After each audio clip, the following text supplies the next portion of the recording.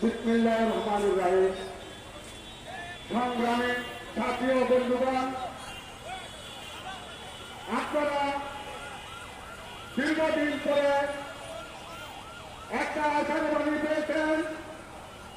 আমরা দীর্ঘদিন যাবৎ রূপগঞ্জের স্থানীয় নেতৃবৃন্দরা মুখ খুলে কথা বলতে পারি না, ব্যবসায় ঠিকমতো ব্যবসা করতে পারি না।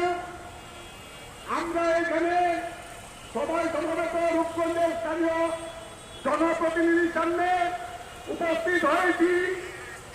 আজকে রূপগঞ্জের নয়নের মণি, রূপগঞ্জের অহংকার, রূপগঞ্জের ছেলে, আমরা রূপগঞ্জের প্রতিনিধিত্ব করার জন্য সেলিম প্রধান ভাইকে আমরা পেয়েছি।